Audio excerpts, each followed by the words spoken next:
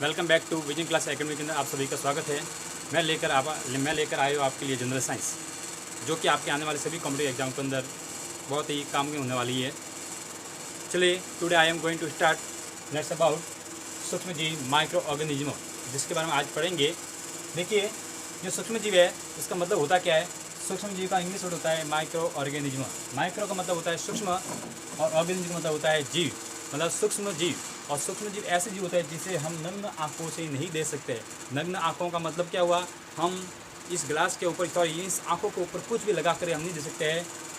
मतलब इनसे देखने के लिए हमें एक यंत्र की आवश्यकता पड़ती है। उस यंत्र का नाम आता है सूक्ष्मदर्शी यंत्र। ठीक है, अब ये सूक्ष्मजीव रहते कहाँ पर है। ये गर्म झरने, हवा है, पानी है, बर्फीले क्षेत्र, दलदली क्षेत्र, लगभग सभी जगह पाए जाते हैं। इसलिए एक मीन्स कह सकते हैं कि ये लगभग सर्वव्यापी होते हैं। अब सूक्ष्मजीव को जो प्रकार है, इस प्रकार को हमने दो प्रकार का बांट किया है सूक्ष्मजीव। एक सूक्ष्मजीव जिसे हम प्रोकैरियोटिक सूक्ष्मजीव कहते हैं, और दूसरे प्रकार का जीव है जिसको हम यूकैरियोटिक सूक्ष्मजीव कहते हैं। अब इसका मतलब होता क्या है। प्रोकैरियोटिक से हम समझते हैं कि ऐसे जीव जिसका केंद्र क्या होता हो, जिसका केंद्र अस्पष्ट होता हो। मतलब इनके केंद्र के चारों ओर झिल्ली का क्या होता है, झिल्ली का अभाव होता है, या इसे हम कहते हैं आद्य केंद्रक। क्या कहते हैं? आद्य केंद्रक, जिसको इंग्लिश में बोलते हैं प्रिमिटिव न्यूक्लियस। क्या बोलते हैं? Primitive nucleus. अब इसके अंदर एग्जाम्पल कौन कौन से है, जैसा आपने देखा होगा, इसके एग्जाम्पल है जीवाणु है, साइनोबैक्टीरिया है, ऐसा और भी हम पढ़े इसके एग्जाम्पल। दूसरा प्रकार आता है इसके अंदर यूकैरियोटिक जीव। यूकैरियोटिक जीव ऐसे जीव जिसके अंदर केंद्र क्या हो, जिसके अंदर केंद्रक स्पष्ट हो, और इसका मतलब इनके केंद्र के चारों ओर झिल्ली एकदम स्पष्ट रूप से पाई जाती है, एकदम स्पष्ट रूप से पाए जाते हैं। ऐसे जीवों को हम यूकैरियोटिक जीव कहते हैं। ऐसे जीवों को हम यूकैरियोटिक जीव कहते हैं। इसके अंतर्गत कौन कौन आते हैं? इसके अंतर्गत आपके एग्जाम्पल आएंगे, जैसे है कि शैवाल है, कवक है, प्लांटी है, प्लांटी मतलब पादप है, अगला है जंतु एनिमिलिया।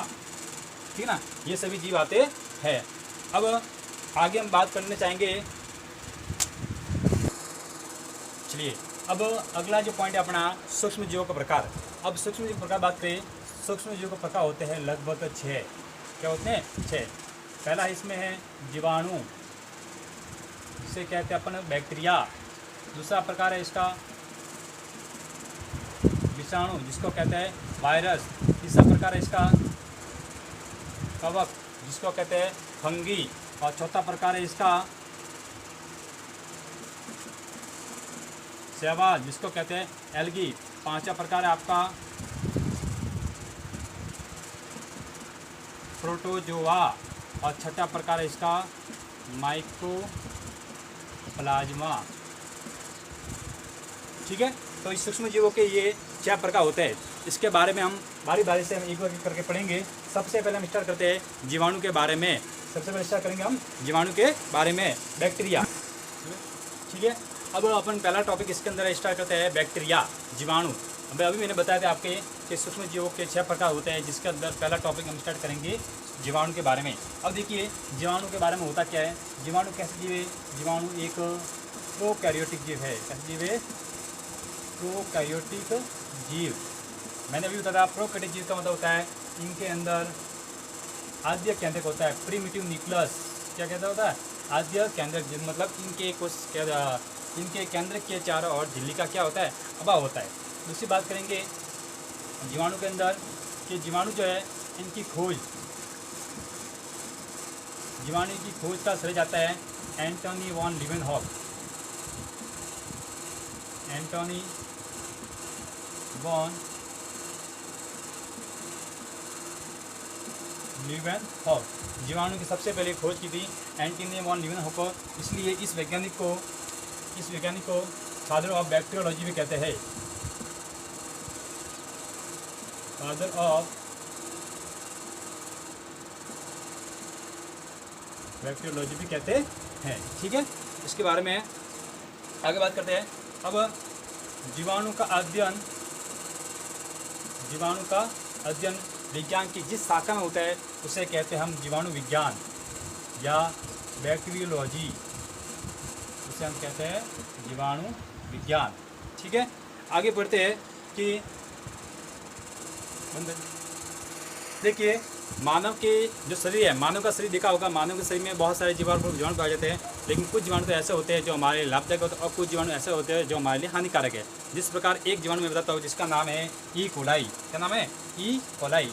ये जो बैक्टीरिया होता है ई कोलाई, इसका फुल नाम होता है इस्चेरिशिया कोलाई। ये जो बैक्टीरिया होता है वो मनुष्य की आंत में पाया जाता है। इसके बारे में प्रश्न बहुत बार आया हुआ है।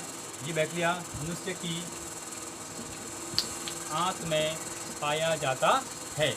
अगली बात करते हैं सबसे छोटे बैक्टीरिया की। सबसे छोटा जीवाणु जिसका नाम आता है यूबैक्टीरियम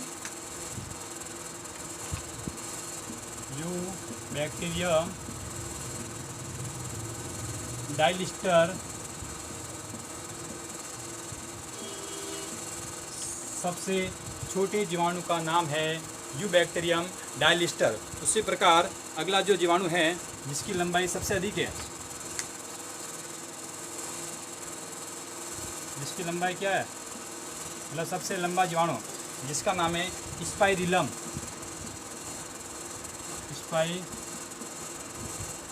ठीक है ना।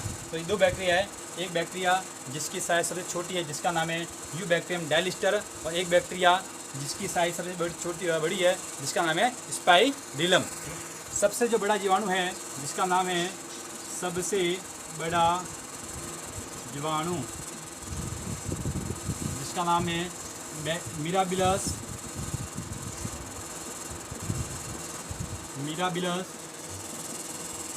मैगियाटोआ।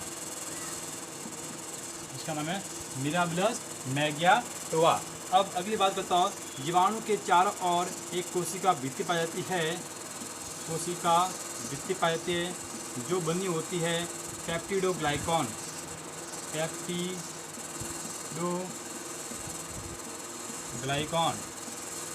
इसके बारे में प्रश्न बहुत बार पूछा गया है कि जीवाणु के चारों ओर एक कोशिका भित्ति पाई जाती है जो किससे बनी होती है, वो बनी होती है पेप्टिडोग्लाइकॉन से बनी होती है, और इस भित्ति को अपन कहते हैं म्यूरिन। क्या कहते हैं? म्यूरिन। अब बात करते हैं इसकी कोशिका झिल्ली। इसकी कोशिका जो झिल्ली है वो बनी होती है फास्फोलिपिड व प्रोटीन की।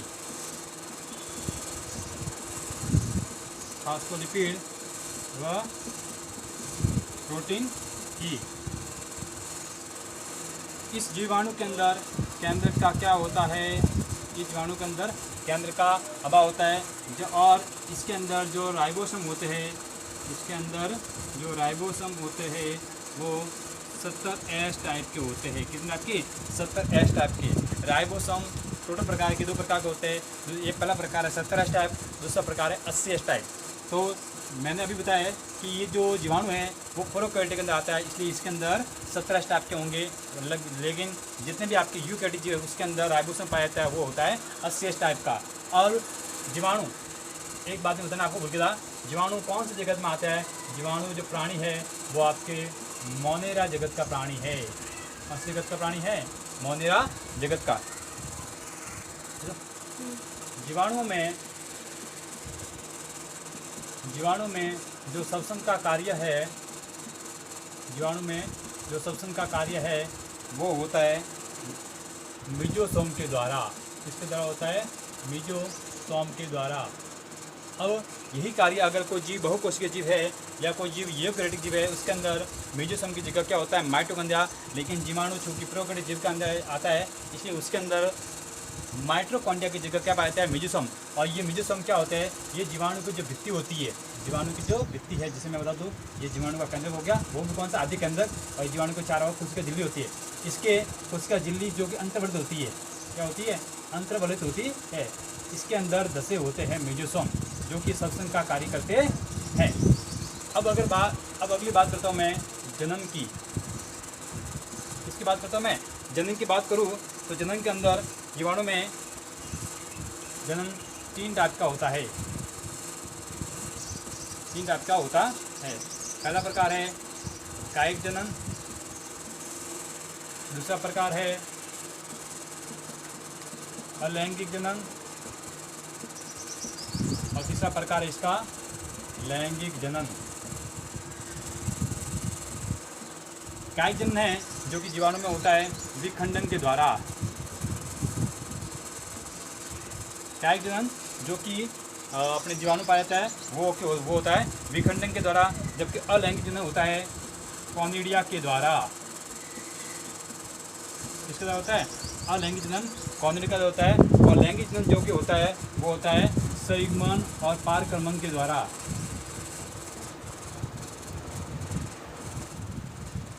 संयुग्मन और पारक्रमण के द्वारा। ठीक है, अब हम पढ़ते हैं जीवाणु के आकार और आकृति के बारे में। तो जीवाणु के आकार के अंदर आपके 4 प्रकार बताए गए। पहला प्रकार है गोलाकार, दूसरा प्रकार है छड़ाकार, तीसरा प्रकार है आपका कुंडलित और चौथा प्रकार है कोमा। तो देखिए एक एक करके सबको पढ़ते हैं अपन। पहला प्रकार है गोलाकार, जिसको अपन बोलते हैं इंग्लिश में कोकस। क्या बोलते हैं? कोकस।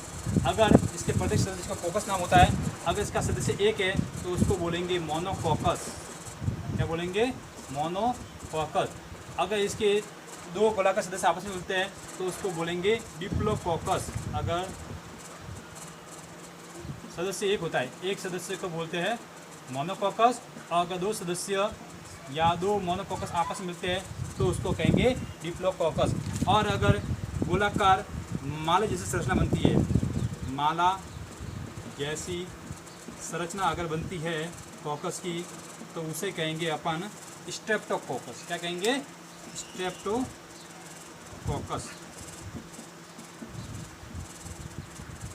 स्ट्रेप्टोकोकस। तो दूसरा प्रकार आपका छड़ाकार, और छड़ाकार के प्रत्येक सदस्य को बोलते हैं अपन बैसिलस। इसके प्रत्येक सदस्य को बोलते हैं अपन बैसिलस। इसका एग्जाम्पल है, आपने देखा होगा, एक तो होता है लैक्टोबैसिलस जो कि आपके दही में पाया जाता है, पता ही होगा आपको। एक तो होता है आपका लैक्टोबैसिलस और दूसरा होता है आपका माइक्रोबैक्टीरियम ट्यूबरक्लोसिस। माइक्रोबैक्टीरियम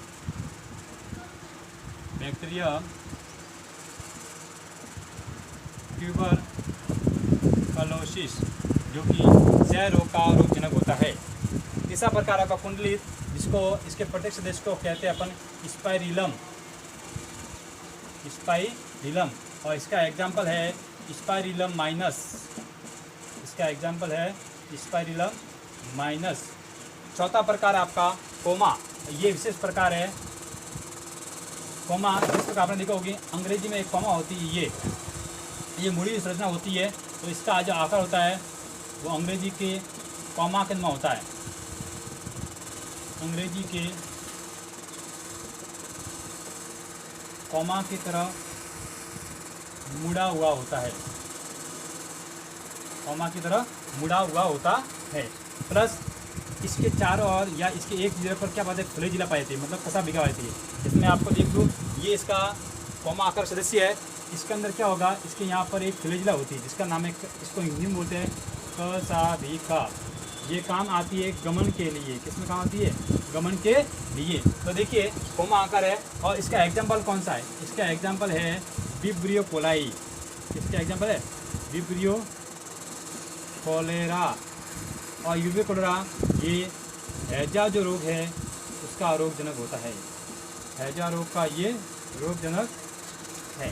ठीक है, अब अगला जो प्रकार है वो है पोषण के आधार पर सूक्ष्मजीव प्रकार।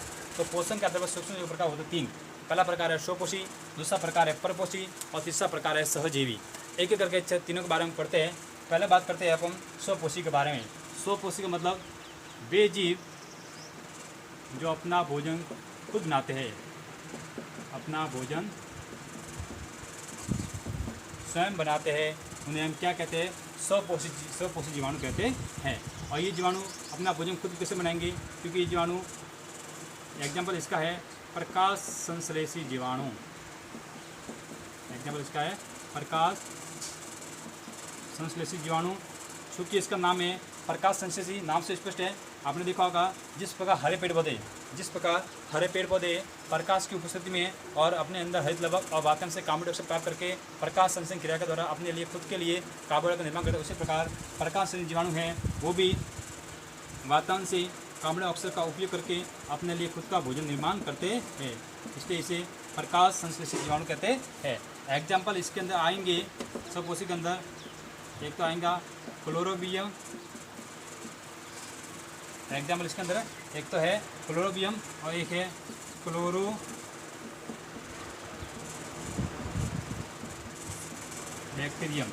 एक है क्लोरोबैक्टीरियम, ठीक है। दूसरा प्रकार इसके अंदर परपोषी पर मतलब पराया, पोषी मतलब भोजन के लिए, मतलब ऐसे जीव जो भोजन के लिए दूसरों पर निर्भर रहते हैं, ऐसे जीव जो भोजन के लिए दूसरों पर आश्रित रहते हैं उन्हें हम क्या कहते हैं, परपोषी जीव कहते हैं। और ये जीव भी आपस में दो प्रकार के होते हैं। कौन कौन से जीव? पहला प्रकार है परजीवी, पहला इसका प्रकार है परजीवी और दूसरा इसका प्रकार है मर्तोपजीवी। अब देखिए इसके तो नाम से स्पष्ट है, परपोषी मैंने आपको बता दिया है कि ऐसे जीव जो अपने पोषण के लिए दूसरों पर निर्भर रहते हैं, अपने दूसरों पर आश्रित रहते हैं, उसे हम परपोषी कहते हैं। तो परजीवी ये भी भोजन के लिए दूसरों पर निर्भर रहते हैं और मर्तोपजीवी ये भी भोजन के लिए दूसरों पर निर्भर रहते हैं, लेकिन इसके अंदर फर्क ये है परजीवी मतलब ये जो जीव होंगे वो भोजन के लिए दूसरों पर निर्भर रहते हैं, लेकिन सजीव प्राणियों के ऊपर, किसके ऊपर? सजीव प्राणियों के लिए। और ये मर्तोपजीवी है वो भी भोजन के लिए निर्भर रहते हैं, लेकिन मृत मतलब मरे हुए सड़े गले पदार्थों पर। तो देखिए वे जीव या वे जीवाणु जो भोजन के लिए जीवित पेड़ पौधों या जंतुओं पर निर्भर रहते हैं उन्हें हम क्या कहेंगे? उन्हें हम कहेंगे परजीवी, इसका एग्जाम्पल है क्लास्ट्रीडियम, इसका एग्जाम्पल है क्लास्ट्रीडियम। इसी प्रकार मर्तोपजीवी जो आएगा वे जीवाणु जो मृत या सड़े गले पदार्थों से अपना भोजन प्राप्त करते हैं, वे जीवाणु जो मृत एवं सड़े गले पदार्थों से अपना भोजन प्राप्त करते हैं उन्हें हम मर्तोपजीवी जीवाणु कहते हैं। उन्हें हम क्या कहते हैं? मर्तोपजीवी जीवाणु। और इसके अंदर अलग अलग बातें हैं, इसके बारे में कुछ खास निकल आती है। अगर मर्तोपजीवी जीवाणु कार्बोहाइड्रेट का विघटन करते हैं, किसका? कार्बोहाइड्रेट का विघटन करते हैं,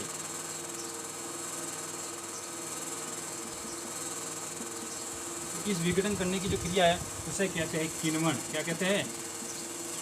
अगर मर्तक जीवाणु कार्बोहाइड्रेट का विघटन करेंगे तो उसे तो कहेंगे किण्वन। क्या कहेंगे? किण्वन।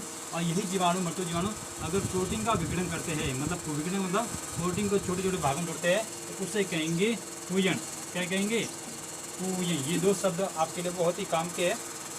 देखिए, मर्तक जीवाणु अगर कार्बोहाइड्रेट को छोटे छोटे भागों में तोड़ते हैं, इस प्रोसेस को तो कहते हैं अपन किण्वन। और अगर प्रोटीन को छोटे छोटे भागों में तोड़ते हैं तो इस प्रोसेस को कहते हैं पूयन। अब देखिए आगे, आपने देखा होगा दूध के खट्टे होने का। आपने देखा होगा दूध को जब हम पूरे दिन रखते हैं और ज़्यादा समय तक उसको उबालते नहीं है तो दूध खट्टा हो जाता है। क्यों? क्योंकि उसके अंदर जीवाणु का संक्रमण हो जाता है। और वो जीवाणु कौन से है? वो जीवाणु है लैक्टोबैसिलस जीवाणु, क्योंकि वो मृत जीवों से ही प्राप्त होते हैं। अगला जो है वो है सहजीवी। सहजीवी का मतलब होता है साथ साथ जीवन यापन करना। साथ साथ जीवन यापन का मतलब क्या होता है? कुछ जीवाणु ऐसे भी है जो या तो पौधे के साथ में या फिर जीवाणु के साथ में जीवन यापन करते हैं। मतलब मैं कहना चाहूँगा उसके साथ तो पूरी ज़िंदगी नहीं गुजारते, उसके साथ पूरी ज़िंदगी नहीं गुजारते हैं। जीवन यापन करने के साथ साथ अगर कोई जीवाणु पौधे के साथ में या जंतु के साथ में रह रहा है, वो दोनों एक दूसरे को लाभ पहुँचाते हैं। समझे नहीं? मतलब ये है, अगर कोई जीवाणु है वो पौधे के साथ या जंतु के साथ रह रहा है तो उससे पौधे या जंतु को भी लाभ है, उससे जीवाणु को भी लाभ होता है। इसका मैं आपको बताता हूँ, चलो परिभाषा सीख लेते हैं। ये जीवाणु जो पौधों या जंतुओं के साथ जीवन यापन करते हुए एक दूसरे को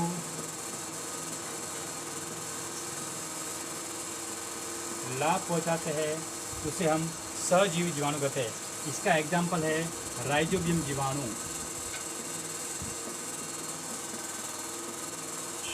इसका एग्जाम्पल है राइजोबियम जीवाणु। अब मैं इसके बारे में आपको डिटेल बता दूँ कि राइजोबियम जीवाणु होता क्या है। ये जीवाणु है जो मटर कुलीय पौधे हैं। ये जो जीवाणु है जो मटर कुलीय जो पौधे हैं, ये जीवाणु मटर कुलीय पौधे की जड़ों में रहता है और जड़ों में रहकर इन मटर कुलीय पौधों को, आपको पता होगा कि पौधों के लिए जो नाइट्रोजन, ऐसे तो अपने वातावरण के अंदर सबसे ज़्यादा गैस की मात्रा वो कौन सी है, नाइट्रोजन की 78% है। लेकिन पौधे के विकास के लिए नाइट्रोजन बहुत ही अति आवश्यक है। लेकिन पौधे इस नाइट्रोजन को स्वतंत्र अवस्था में प्राप्त नहीं करते हैं। पौधे इस नाइट्रोजन को नाइट्रोजन स्थिरीकरण क्रिया के द्वारा पहले बदलते हैं नाइट्रेट के अंदर, और नाइट्रेट के रूप को ही इसके अंदर अवशोषित करते हैं। तो ये जीवाणु, अब इन पौधों को नाइट्रेट चाहिए, इन पौधों को चाहिए नाइट्रेट चाहिए। तो नाइट्रेट चाहने के लिए ये जो जीवाणु है जो पौधों की जड़ों में रहकर, इन पौधों की जड़ों में रहकर उसको नाइट्रोजन को नाइट्रोजन बदल कर उस पौधे को देते हैं, और बदले में इन जीवाणुओं को उस जड़ों के अंदर रहने के लिए क्या मिलता है, आश्रय मिलता है। तो हुई ना दोनों बात। देखो, पौधों को तो मिल गई नाइट्रेट, पौधों को दो, इस जीवाणु ने क्या दिलाई, नाइट्रेट, और जीवाणु को रहने के लिए क्या मिल गया, इसके अंदर आश्रय। ठीक है, तो ये था अपना पोषण का इसके 4 प्रकार। अब देखिए, अब अगला टॉपिक जीवाणुओं का आर्थिक महत्व, इकोनॉमिक इंपोर्टेंस। ऐसे तो जीवाणु के महत्व तो 2 प्रकार के होते हैं। कुछ जीवाणु ऐसे होते हैं जो हमारे लिए लाभदायक होते हैं, और कुछ जीवाणु ऐसे होते हैं जो हमारे लिए हानिकारक होते हैं। तो सबसे पहले पढ़ते हैं अपन जीवाणु के आर्थिक महत्व के बारे में, जिसके अंदर पहला टॉपिक आता है कृषि क्षेत्र के अंदर। अब इसके खेती बाड़ी के अंदर जीवाणु का किस प्रकार से उपयोग होते हैं। अब देखिए, बात करता हूँ, मैंने अभी आपको बताया था कि कृषि क्षेत्र के अंदर कौन होते हैं, पेड़ पौधे होते हैं, ये तो आपको पता है ना, या फसलें होती है, और तो क्या होता है। अब मैंने बताया था आपको कि वातावरण में, या मैं आपको पहले बताता हूँ कि पेड़ पौधों या फसलों के विकास के लिए, उनके विकास के लिए सबसे ज़्यादा मात्रा में क्या चाहिए, उनके विकास के लिए इनको सबसे ज़्यादा मात्रा में चाहिए नाइट्रेट। ये नाइट्रोजन कौन से रूप को अवशोषित करता है, ये नाइट्रोजन के नाइट्रेट रूप को अवशोषित करता है, और इसी के द्वारा इसका क्या होता है, विकास होता है। लेकिन मैंने अभी बताया था कि पौधे को नाइट्रेट वातावरण के अंदर ऐसी खुली अवस्था में नहीं मिलती। पौधे को इस नाइट्रोजन को नाइट्रेट में बदलना पड़ता है, और पौधे के अंदर जो, या पौधों के जो नाइट्रेट चाहिए वो वातावरण से मिलती है। अब पौधे को नाइट्रोजन को N2 है, इसको बदलना है नाइट्रेट के अंदर। अब ये जो वातावरण में जो नाइट्रोजन है वो नाइट्रोजन अपने आप तो बदलते नहीं है। इसके लिए क्या चाहिए, इसके लिए चाहिए इनको जीवाणु। ये जीवाणु की मदद से ही नाइट्रोजन बदलते हैं। और ये जीवाणु कौन कौन से होते हैं, ये जीवाणु 3 है जो वातावरण की नाइट्रोजन को नाइट्रोजन बदलते हैं। एक जीवाणु का नाम है राइजोबियम, जो मैंने आपको अभी पढ़ाया था। दूसरा जीवाणु है एजिटोबैक्टर, और तीसरा जीवाणु है क्लास्ट्रीडियम। क्लास्ट्रीडियम, ठीक है ना। तो ये 3 जीवाणु हैं जो अपनी वातावरण के स्वतंत्र नाइट्रोजन को नाइट्रेट के रूप में बदलती है, और पौधे इसी नाइट्रेट को अवशोषित करते हैं। अगला उपयोग है वो है डेयरी उद्योग में। कौन सा उपयोग है, डेयरी उद्योग में। अब आपने देखा होगा डेयरी उद्योग में बनता क्या क्या है। डेयरी उद्योग में बनता है दूध है, दही है, पनीर है, मक्खन है, चीज़ है, ये सभी तो वस्तु बनती ना। अब मैं बात करता हूँ दूध के बारे में। आपने देखा होगा दूध के अंदर कौन सी शर्करा होती है, दूध के अंदर शर्करा होती है लैक्टोज शर्करा। कौन सी होती है, लैक्टोज शर्करा। और जीवाणु क्या करते हैं, जीवाणु इस लैक्टोज शर्करा को, ये जीवाणु में देता हूँ, जीवाणु दूध के अंदर जो लैक्टोज शर्करा है इसको बदल देते हैं लैक्टिक अम्ल के अंदर। इसमें बोलते हैं लैक्टिक अम्ल के अंदर। और जैसे ही जीवाणु दूध के अंदर उपस्थित लैक्टोज शर्करा को लैक्टिक अम्ल में बदलते हैं, तो लैक्टिक अम्ल में बदलने के कारण ये दूध कैसा हो जाता है, दूध हो जाता है खट्टा, और खट्टा होकर फट जाता है, खट्टा होकर फट जाता है। इससे बचने के लिए, अब आपने देखा होगा इस तरह दूध अगर फट जाता है तो आपने बड़ी बड़ी जो इंडस्ट्री है, बड़ी बड़ी जो फैक्ट्री है, उसके अंदर कितने मात्रा में दूध निकलता होगा, वो दूध को कैसे सेविंग कर रखते हैं, कैसे बचा कर रखते हैं। तो उद्योगों के अंदर दूध को खट्टा होने से बचाने के लिए वो उस दूध को बहुत ही निम्न ताप पर रखते हैं। क्या रखते हैं, उस दूध को बहुत ही निम्न ताप पर रखते हैं। और निम्न ताप पर रखने की जो क्रिया है, या दूध को निम्न ताप पर रखने की जो क्रिया है, उस क्रिया का नाम है पाचुरीकरण। क्या नाम है, पाचुरीकरण करना। मतलब दूध को पाचक करके इसको अधिक समय तक हम रख सकते हैं, ठीक है ना। तो ये दूध को बचाने की क्या प्रक्रिया है। अगला जो टॉपिक है, दूध के अंदर एक प्रोटीन होता है, दूध के अंदर एक प्रोटीन होता है, बहुत ही इम्पोर्टेंट है। उस प्रोटीन का नाम है केसिन। क्या नाम है? केसिन। ये दूध के अंदर पाया जाने वाला प्रोटीन है। इस केसिन को हम जमा करके, इस केसिन को हम जमा करके जीवाणु के द्वारा, ये जीवाणु के किण्वन क्रिया के द्वारा हम इसको पनीर में बदल सकते हैं। अब बार बार यहाँ नाम आ रहा है किण्वन किण्वन किण्वन। किण्वन होता क्या है? अगर कोई भी क्रिया ऑक्सीजन को वस्तु हो रही है तो उसे कहेंगे वायवीय ऑक्सीकरण। अगर कोई भी क्रिया ऑक्सीजन के एब्सेंट में हो रही है, अगर कोई भी क्रिया ऑक्सीजन के एब्सेंट में हो रही है तो उस क्रिया को कहेंगे हम किण्वन। तो वो दूध के अंदर जो प्रोटीन है उसको कहते हैं केसिन, और केसिन को जमा करके जीवाणु के किण्वन के द्वारा उसको बदल सकते हैं पनीर के अंदर, ठीक है। तंबाकू की पत्तियों में, तंबाकू की पत्तियों में सुगंध को बढ़ाने के लिए, और एक तो है तंबाकू पत्ती में, एक है चाय की पत्तियों में, चाय की पत्तियों में सुगंध को बढ़ाने के लिए। तो देखिए पहले बात करते हैं तंबाकू की। कि तंबाकू की पत्ती में सुगंध को बढ़ाने के लिए एक जीवाणु जो है जिसका नाम है बैसिलस मेगाथिनियम, बैसिलस मेगाथिनियम। और चाय की पत्ती में जो सुगंध बढ़ाता है उस जीवाणु का नाम है माइक्रोकोकस, उस जीवाणु का नाम है माइक्रोकोकस कॉन्डिसेंस, उसका नाम है माइक्रोकोकस कॉन्डिसेंस। ये भी बहुत महत्वपूर्ण है आपके लिए, ठीक है। अगला जो है मैंने अभी आपको पढ़ा है कि मनुष्य की आंत में एक जीवाणु बताया, जिस जीवाणु का नाम क्या है? इस्चेरिशिया कोलाई। इसी जीवाणु के द्वारा मनुष्य के शरीर में विटामिन बी का निर्माण होता है। किसका नाम होता है?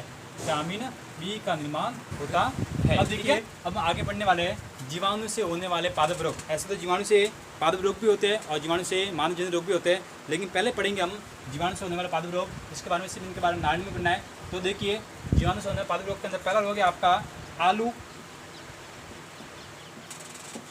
बैंगन, खीरा। इसके अंदर जो रोग होता है उस रोग का नाम है मलानी रोग होता है। क्या रोग होता है? मलानी रोग होता है। अगला रोग है सेब और नाशपाती में, सेब नाशपाती में रोग होता है अंगमारी। कौन सा रोग होता है? अंगमारी। उसी प्रकार गन्ने में एक रोग होता है जिसका नाम है लालधारी। अगला जो रोग है शकरकंद में, शकरकंद में जो रोग होता है जीवाणु के द्वारा उसका नाम है क्राउन गोल। अगला जो रोग है नींबू के अंदर, नींबू में कौन सा होता है? नींबू में रोग होता है कैंकर। ये बहुत बार पूछा जाने वाला प्रश्न है। नींबू में जो पादपजन्य रोग है, जीवाणुजन्य रोग है, वो कौन सा है? कैंकर रोग। अगला है, ये पूछा गया है गेहूँ में इनके द्वारा या जीवाणु द्वारा जो रोग होता है उसका रोग है टुंडू रोग, ठीक है। अब पढ़ते हैं जीवाणु जनित मानव रोग के बारे में। अभी हमने पढ़ा था जीवाणु जनित पादप रोग के बारे में। अब बात करें मानव में होने वाला रोग। तो इसके अंदर पहला रोग अपन लेते हैं क्षय रोग।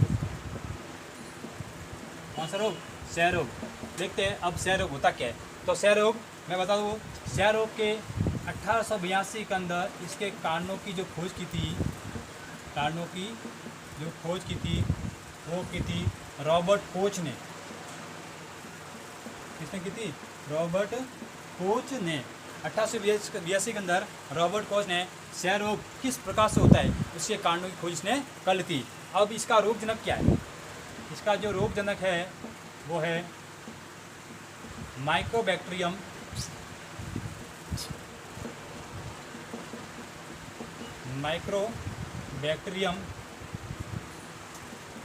ट्यूबरक्लोसिस। Mycobacterium tuberculosis. इस जीवाणु के द्वारा एक विषैला पदार्थ प्रभावित होता है जीवाणु द्वारा, विषैला पदार्थ स्रावित, उस पदार्थ के द्वारा ही हमारे अंदर क्षय रोग होता है। उस पदार्थ का नाम है ट्यूबरकुलिन। उस पदार्थ का नाम है, जैसे ये माइक्रोबैक्टीरियम ट्यूबरकुलोसिस हमारे मानव को चमड़ी पर काटता है तो उसके मुंह से एक विषैला पदार्थ निकलता है जिसका नाम है ट्यूबरकुलिन, और इसी ट्यूबरकुलिन के हमारे शरीर के अंदर एंटर करने से हमको क्षय रोग की बीमारी होती है। अब इस के द्वारा हमारे शरीर के जो प्रभावित मुख्य अंग है वह कौन कौन से? तो इसके द्वारा जैसे हमारे शरीर को क्षय रोग होता है तो इसके द्वारा हमारे शरीर के एक तो मस्तिष्क है, एक है गुर्दे है, फेफड़े है, आंत्र है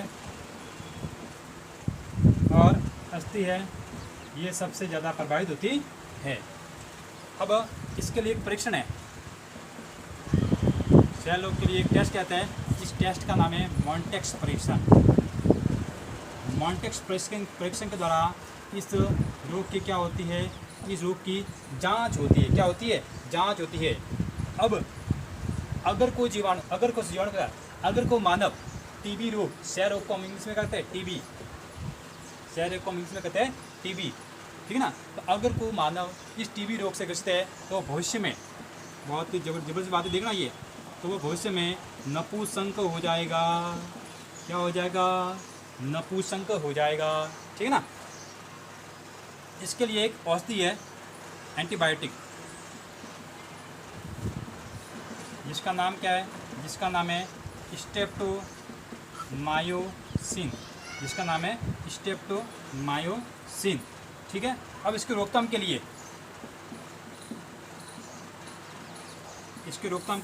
और इसके उपचार के लिए क्या होता है? देखिए, आपने देखा होगा कि जब भी बच्चा जन्म लेता है तो डॉक्टर उसके जन्म लेने के 24 घंटे के भीतर ही उसको एक इंजेक्शन लगाता है। वो इंजेक्शन होता है टीबी का ही, ताकि आने वाले भविष्य के अंदर इसको टीबी मतलब क्षय रोग से उसको बचाव हो सके। उस टीके का नाम है बीसीजी का टीका। क्या नाम है? बीसीजी का। ये बच्चे के जन्म से 24 घंटे के अंतराल में लगाया जाता है, 24 घंटे के अंतराल में लगाया जाता है। और इसके ऊपर एक मेन बात हो रही है, सरकार इसके ऊपर एक पद्धति चला रही है। जिस पद्धति का नाम है, ये पद्धति किसमें चला रही है? ये पद्धति चला रही है उसके लिए उपचार के लिए। किसके लिए? उपचार के लिए। और इस पद्धति का नाम है डॉट्स पद्धति। क्या नाम है? डॉट्स पद्धति। ओके। अगला जो रोग है वो है हैजा। अगला जो रोग है, बीमारी रोग है, उसका नाम है हैजा। अब हैजा रोग, इसका रोगजनक कौन सा है? इसका रोगजनक है, मैंने अभी आपको बात हुई थी थोड़े समय पहले, इसका रोगजनक है, उसका नाम है विब्रियो कोलेरा। इसके बारे में आपको अगर याद हो तो मैं तो इसकी आकृति किस तरह होती है? अंग्रेजी के कॉमा की तरह। इसका संचरण किसके द्वारा होता है? संचरण होता है, ये फैलता किसके द्वारा है? ये या तो संदूषित भोजन करने से या फिर संदूषित पानी पीने से। इसकी वाहक कौन होती है? वाहक का मतलब इसको फैलाने वाले जीवाणु या फैलाने वाले जीव कौन से है? इसके फैलाने वाली वाहक है वो है अपनी आसपास की घरेलू मक्खी। तो देखा होगा आपने घरेलू मक्खियाँ, मतलब आपकी जो आसपास में देखी होगी आपने, घर में जो घरेलू मक्खी पाती है वही। अगर आपके घर के आसपास में कई बार पानी जमा हो गया है तो जब पानी वहाँ जमा होता है तो मक्खियाँ वहाँ पर भिन्न आती है, या आपके पास वो गंदगी पड़ी है तो मक्खियाँ वहाँ पर बैठकर आपके, अगर वो घर में आएगी, घर में एंटर करके आपके अगर रसोई के अंदर या घर के किसी भी कोने के अंदर आपके कोई पानी का बर्तन अगर खुला छोड़ा हुआ है या खाने के पदार्थ अगर खुले छोड़े हुए हैं तो उसको बैठ जाइए और वही भोजन फिर आप करते हो, तो उस भोजन के द्वारा आपके शरीर में जाने से आपको रोग हो सकता है हैजा, ठीक है ना। अगला जो इसके बारे में बात है वो, इस रोग के द्वारा हमारे शरीर में कौन सा रोग सबसे ज़्यादा प्रभावित होता है? जिसका नाम है छोटी आंत। ये प्रश्न बाद आता है। हैजा के द्वारा हमारे शरीर का कौन सा अंग प्रभावित होता है? छोटी आंत। तो इसके लक्षण, जब ये रोग होगा तो हमें पता किस प्रकार चलेगा? इसका लक्षण है जब ये रोग होता है तो हमें चावल के समान पतली दस्त लगती, क्या लगती है? पतली दस्त लगती है, ठीक है ना। और दस्त लगने से क्या होती है? दस्त लगने से अपने अंदर होता है निर्जलीकरण, मतलब डिहाइड्रेशन। क्या होता है? डिहाइड्रेशन, जिसको कहते हैं निर्जलीकरण। और निर्जलीकरण से अपने शरीर में क्या हो जाती है? पानी की कमी। और पानी की कमी को पूरा करने के लिए डॉक्टर हमें कौन सा घोल देता है? ORS घोल देता है। कौन सा घोल देता है? ORS घोल देता है। ओके। अगला जो रोग है उसका नाम है टाइफाइड। कौन सा रोग है? टाइफाइड। इसका एक नाम और है, इसको मोती जरा के नाम से भी पुकारते हैं। इसका एक नाम और है जिसे हम कहते हैं मियादी बुखार। क्या कहते हैं? मियादी बुखार, ठीक है। पहले बात करेंगे इसका रोगजनक कौन सा है।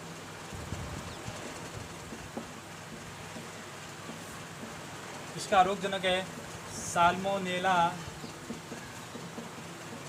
टाइफी। इसका रोगजनक है साल्मोनेला टाइफी। इसका संचरण किसका द्वारा होता है? इसका संचरण भी संदूषित जल व भोजन के द्वारा होता है। इसका जो शरीर में सबसे प्रभावित अंग है, मतलब ये रोग होने से हमारे शरीर का कौन सा अंग प्रभावित होता है? तो वो है अपनी छोटी आंत। कौन सा है? छोटी आंत। जब ये रोग हमारे को होगा तो इससे हमारे कौन कौन से लक्षण प्रकट होंगे? ये रोग होने से हमारे पेट में दर्द होता, हमारे पेट में कब्ज होगा, सिर दर्द होगा, इसमें ज्वर, मतलब आपको बहुत ज़्यादा क्या आएगा? बुखार आएगा। अगर आपके शरीर में ये सभी लक्षण आपको देखने को मिल गए तो आप समझना आपको कौन सा रोग हुआ है? आपको हुआ है टाइफाइड। और इसका एक परीक्षण होता है निदान परीक्षण। ये प्रश्न कई बार पूछा जा चुका है। इसके निदान परीक्षण के लिए कौन सा परीक्षण किया जाए? इसके निदान परीक्षण के लिए किया जाए वाइडल परीक्षण। कौन सा क्या होता है? वाइडल परीक्षण। अगला जो रोग है उसकी बात करते हैं। चौथा रोग है जिसका नाम है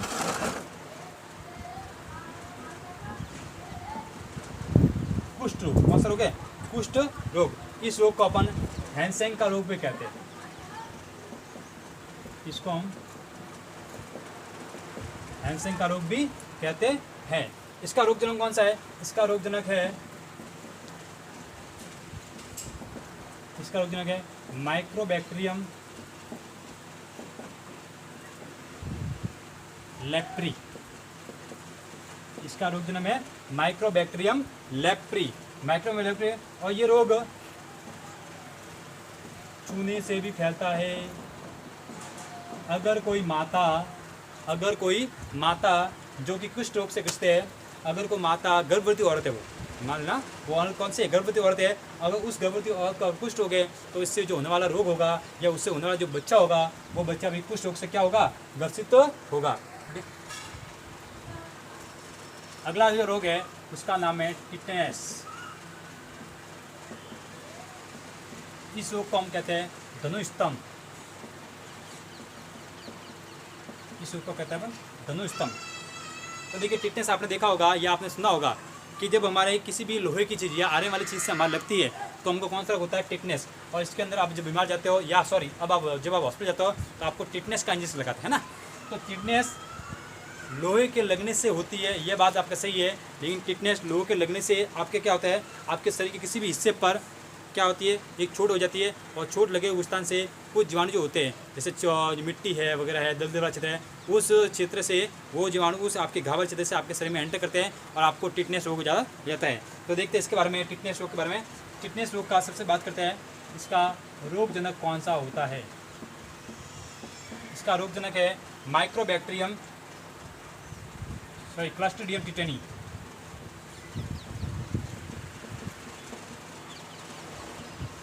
क्लस्ट्रीडियम टिटेनी। इसके द्वारा जो अपना प्रभावित अंग है वो अंग है प्रभावित अंग तो बंद। अब इसके बचाव के लिए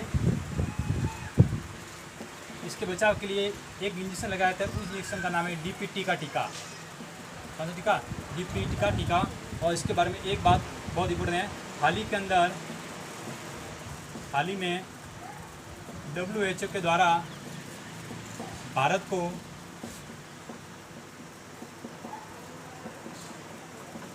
टिटनेस मुक्त राज्य घोषित किया गया है। टिटनेस मुक्त घोषित किया गया है। तो प्रश्न अगर आ जाए कि हाल ही में WHO के द्वारा भारत को कौन से रोग से मुक्त किया गया है, तो उस रोग का नाम है टिटनेस। अगला जो रोग है उसका नाम है डिप्थीरिया।